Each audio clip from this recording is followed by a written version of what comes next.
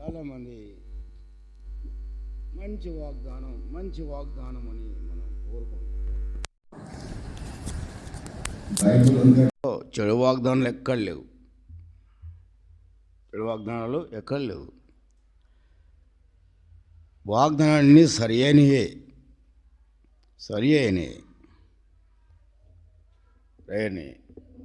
అయితే వాటిని మనము స్వాధీనపరుచుకోవాలి. వాటి కొరకు మనం ప్రార్థన చేసి వెంబడించాలి. అది నాకు అనుభవంలో నేను నేర్చుకున్నా. అది ఇప్పుడు ప్రభు మాట్లాడతాడు, వినండి. అపోస్తలుల కార్యములు 18వ అధ్యాయం. అపోస్తలుల కార్యములు 18వ అధ్యాయం. ఇక్కడ మనం 9-10 వచనాలు నేను చదువుతాను, చాలా వినండి. అపోస్తలుల కార్యములు 18వ అధ్యాయం 9-10 వచనాలు. రాత్రి వేళ దర్శనమందు ప్రభు, నీవు భయపడక మాట్లాడము, మౌనంగా ఉండకము, నేను నీకు తోడై ఉన్నాను, నీకు హాని చేయటకు నీ మీదికి ఎవరు రాడు. ఈ పట్టణంలో నాకు బహు జనులు ఉన్నాయని పౌలుతో చెప్పగా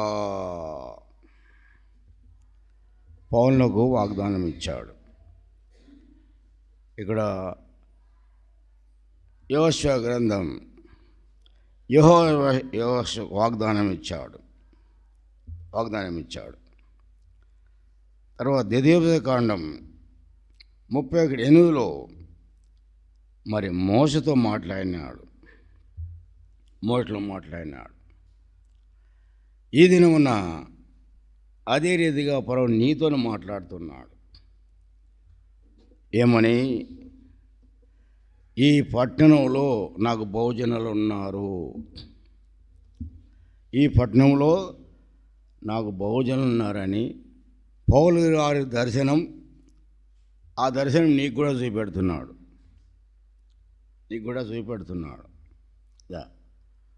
నీవు ఒక కార్డు తీసుకున్నావు, అది నీ కొరకు వచ్చింది.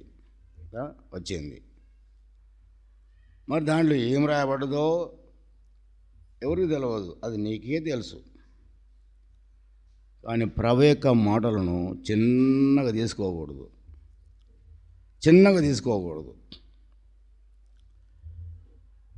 మాది జనగాం, నేటివ్ మాది జనగాం. నేను రక్షణ పొందింది అదే పట్టణంలో. నేను పుట్టింది అదే పట్టణంలో, శారీరకంగా ఆత్మీయంగా పుట్టింది కూడా అదే పట్టణంలో, జనగాం దగ్గరనే ఉంటుంది. ప్రేమ వాళ్ళారా, అక్కడ ఒక దాసుడు సేవకు వచ్చాడు ఎబ్రోన్ నుంచి. అప్పుడు నేను ఇంకా సేవకు రాలా. రాత్రి వేళ దర్శనమందు ప్రభు, భయపడక మాట్లాడు, మౌనంగా ఉండకము, నేను నీకు తోడై ఉన్నాను, నీకు హాని చేయడానికి ఎవడు నీ మీద రాడు. ఈ పట్టణంలో నాకు భోజనం ఉందని పౌలుతో చెప్పగా, ఈ మాటను ఆయన చాలా పెద్దవాడు. తమ్మి, ఈ పట్టణంలో నాకు బహుజనులు ఉన్నారు వాగ్దానం ఇచ్చినాడు ప్రభు. అప్పుడు మేము ఎంతమంది కూడుకున్నదంటే 4 మాత్రమే. ఎంత? 4 మాత్రమే. ఫస్ట్ నేను రక్షణ పొందిన 6 నెలల తర్వాత ఇంకొక 3 వచ్చారు. 4 మాత్రమే. ఈ మాట చూపెట్టాడు. నాకు చాలా సంతోషమైంది. అబ్బా, ఈ పట్టణంలో బహుజనులు ఉన్నారని ప్రభు మాట్లాడుతున్నాడు అని నేను సంతోషపడ్డా. 1 సంవత్సరం అంతా ప్రార్థన చేసినాం, ఒక్కరు రాలేదు. 2వ సంవత్సరం ప్రార్థన చేసినాం, ఒక్కరు వచ్చారు.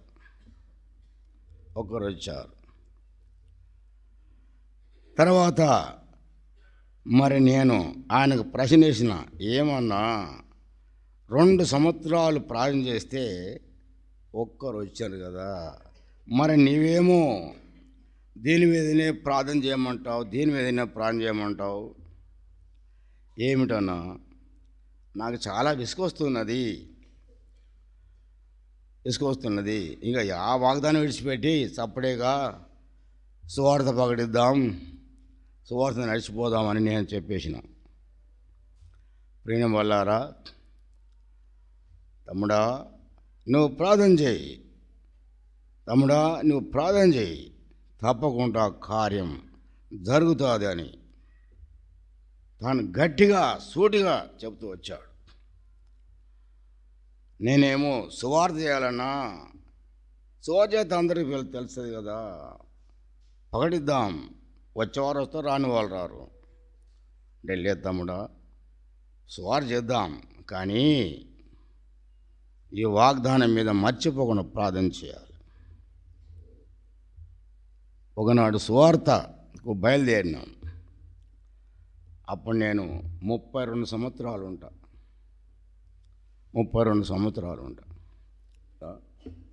ఇప్పుడు నాకు పెద్ద వయసు అయిపోయింది. 32 సంవత్సరాలు ఉంటా. అప్పుడు నేను జాబ్ చేసేవాడిని.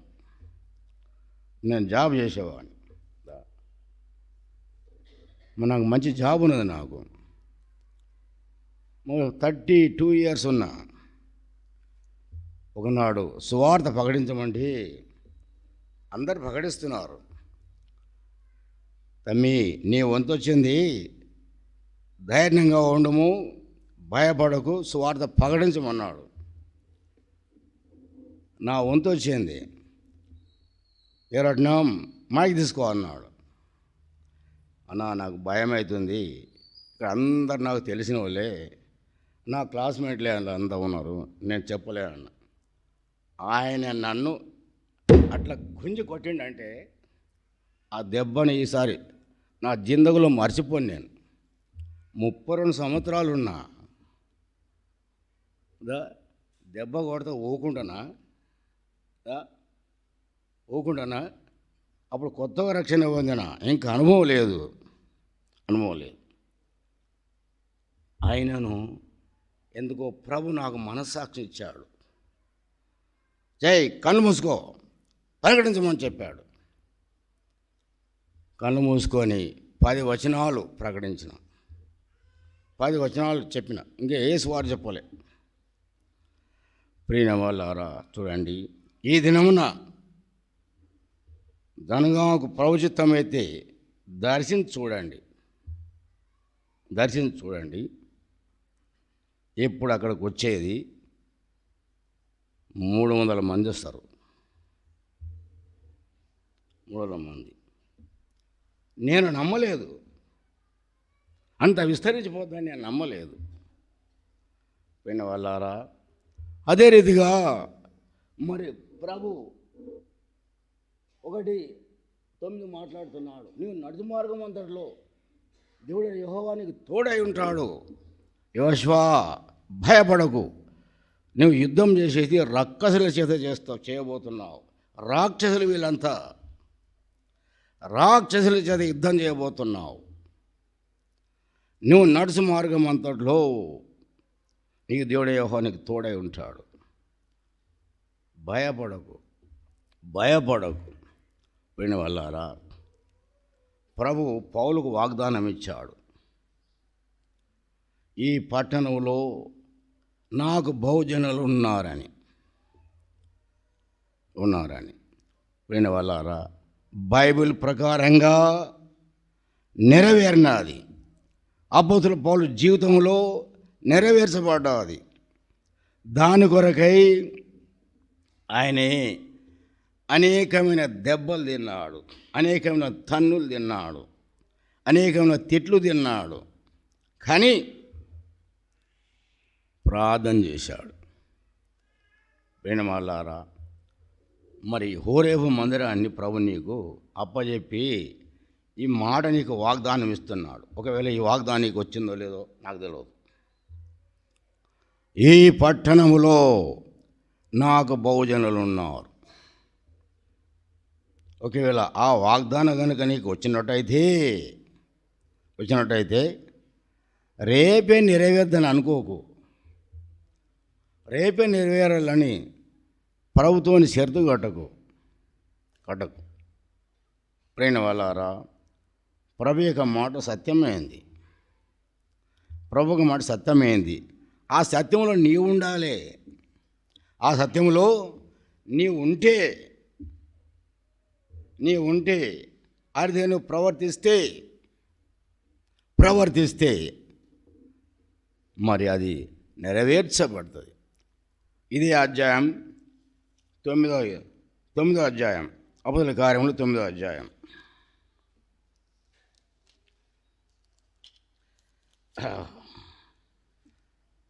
అపోస్తలుల కార్యములు 9వ అధ్యాయం. ఇక్కడ 13, 14 వచనాలు నేను చదువుతాను, బాగా వినండి. అందుకు అననీయ, ప్రభువా, ఈ మనుషుడు యెరూషలేములో నీ పరిసరాలకు ఎంతో కీడు చేసి ఉన్నాడు. అతని గూర్చి నేను అనేకుల వింటిని.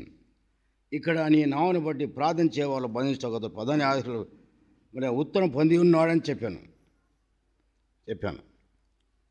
తర్వాత 15, అందుకు ప్రభుని వెళ్ళుము, అన్యజనుల ఎదుట, రాజుల ఎదుట, ఇశ్రాయేలు ఎదుటను నా నామును భరించకు ఇతడు నేను ఏర్పరచుకున్న సాధనమై ఉన్నాడు.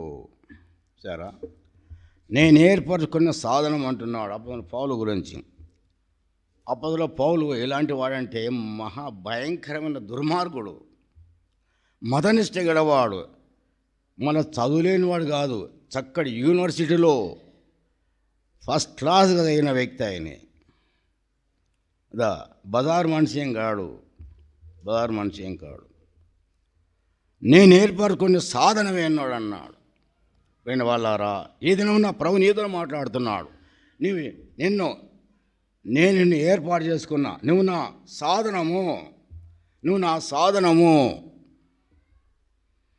సాధనం అంటున్నాడు ప్రభు. పోయిన వాళ్ళారా, ఆయన సాధనముగా ఉండే భాగ్యంలో నీవు ఉన్నావా? ఆ సాధనంగా నిన్ను వాడుకోబోతున్నాడు. ఆ భాగ్యం నీకు కావాలనా? యెహోషువ మోసే కింద పనిచేసినాడు. యెహోషువ మోసకు పరిచారకుడు. ఆయనే ఎఫ్రాయిముల సంతానం, ఆయనే యూదా సంతానం కాదు. ఆయన ఎఫ్రాయిమీయుడు చాలా చిన్నోడు. ప్రేమ వాళ్ళారా, చిన్నోడైనా పెద్దోడైనా దేని వాగ్దానాన్ని చేపట్టే వాళ్ళు కావాలా, దేని వాగ్దానాన్ని పట్టుకున్న వాళ్ళు కావాలా. దేని వాగ్దానాన్ని పట్టుకున్న వాళ్ళు ఈజీగా తీసేయద్దు. నేను ఈజీగా తీసేసి భయపడ్డా. ఎప్పుడైతే ఎంత ఆరాధన చేస్తానంటే, ప్రభా నా గ్రామాన్ని దర్శించినావు, ప్రభా నా గ్రామాన్ని దర్శించి ఇంత గొప్ప కార్యాన్ని నా కండకు చూపెట్టావు. ఇప్పుడు నేను ఏమని పోవడాలి? ప్రేమ వాళ్ళారా, ఈ దినమున ఈ నార్కటి పెళ్ళి గ్రామానికి అప్పచెప్పిండేమో, ఓరేవు ప్రార్థన మొదలు నింపడానికి నిన్ను దిగులు పడకని సాధనంగా ఎన్నుకుంటున్నాడేమో. అర్థమవుతుందా? అలాంటి సాధనగా ఉన్నవారు పెద్దగా పొంగి ఏమి జీవించరు. వాళ్ళు ప్రభుత్వాన్ని గడుపుతారు, ప్రభుత్వం మాట్లాడతారు. పోయిన వాళ్ళారా, తప్పకుండా ఒకనాడు నీ జీవితంలో అది నెరవేరాలంటే నీ ఆ వాగ్దానాన్ని వెంబడించు. ఇటువంటి సంవత్సరాలు ఎన్నో పోతూనే ఉంటాయి. ఎప్పుడో మరి నేను నా సంవత్సరాలు గతించి పోతూనే ఉన్నాయి.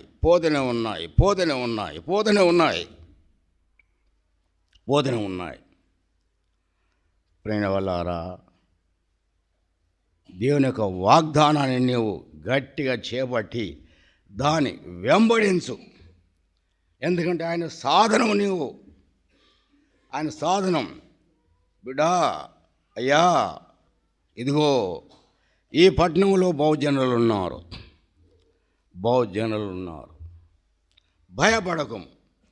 భయపడకము, దిగులు పడకంటున్నాడు అపొస్తలుడైన పౌలు చేత.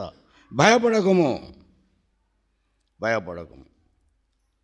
ఎందుకంటే ఇశ్రాయేలు ఎంత మూర్ఖులో అప్పుడు పౌలు గారికి తెలుసు. ఎందుకంటే అది అనుభవించింది కాబట్టి.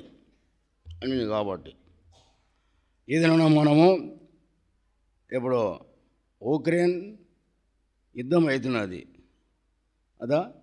అవుతున్నది, వాళ్ళకు యూదులు సపోర్ట్ ఇస్తారు.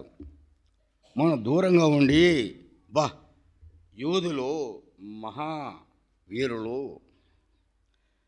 దేవునికి బిడ్డలని మనం పొగుడుతూ ఉంటాం. ఇక్కడ ఒక్కసారి ఒక పత్రిక ఆయనకి ఇచ్చేయి, నువ్వు జైలు పాలయ్యగా అందుకెళ్ళి బయటికి రాలేవు. జోసెఫ్ కురేనన్న ప్లేన్ పోతుంటే ఒక యూదుడు పక్క కూర్చుంటే ఈయన సువార్తుడు కాబట్టి ఒక పత్రిక ఇస్తూ, బ్రదర్ ప్రభుని నమ్ముకుంటారా అని అడిగినాడు. అంతవరకు ఆయన ఏమన్నాడంటే, మా దేవుడు నిజమైన దేవుడు, ఆయన సృష్టికర్త. మా ఇంటికి పోయి నీ పేరు మీద దేవుని చెప్పేది నువ్వేమవుతావు? చచ్చిపోతావు అన్నాడట. కాబట్టి చూడండి, అలాంటి మూర్ఖాలు జనం అన్నట్టు. కాబట్టి మన పక్క ముట్టంలో మంచి వాళ్ళ మూర్ఖమైన జనమే. ఆ జనుల మధ్య మనం నిలుస్తున్నావు. అయితే నువ్వు సాధనము, నువ్వు ఆయనే సాధనంగా ఉన్నావు. ప్రేమ వాళ్ళారా, అదే రీతిగా యెహోషువ దేవుడు ఆయనతో మాట్లాడినాడు. ఆయన సాధన పెట్టుకొని, నువ్వు రక్కసులో యుద్ధం చేయబోతున్నావు, నేను జయమిస్తాను. ప్రేమ వాళ్ళారా, ఈ దినమున నీకు ఈ వాగ్దానం ప్రకారంగా నేను ఎంచుకున్నాడు. నేను అనుభవపూర్తిగా చెప్తున్నా. కాబట్టి ఈ హోరేబు, ఈ నరకపిల్లో ఉన్న హోరేబు నింపబడాలంటే కారణం నీవే. నీ యొక్క ప్రార్థన, నీ యొక్క ప్రవర్తన, నీ జీవితం ద్వారా అనేకులు రక్షణ పొంది ప్రభువులో సంతోషించే దినం రాబోతుంది. అది నీకు కావాలనా నేను చేయమని తీర్మానం చేసుకో. నువ్వు నా సాధనము అంటున్నాడు. పెద్దవారే కానీ, యవనస్తులే కానీ, పిల్లలే కానీ, ఎవరే కానీ, నువ్వు నా సాధనము. పోయిన వాళ్ళారా, నేను ఆ రీతిగా అనుభవించి చెప్తున్నా. ఒకనాడు మందరం నింపబడుతుంది, నీ వలన నింపబడుతుంది. ఆర్థిక ఉందామా? ఉంటే మంచిదని నేను ప్రేజలాడు చెప్పి మేము బెదలాడుతున్నా. హోరేబు నింపండి, అది నీ బాధ్యత. పరువు నేను దీవించి బలంగా నేను ఆశ్రయించి తన మహిమార్థమై కాపాడుగాక. ప్రేజలాడు.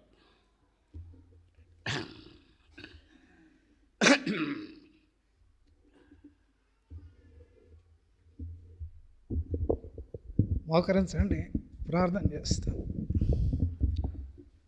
బలలో పాలు పొందుదాం. మోకరించండి.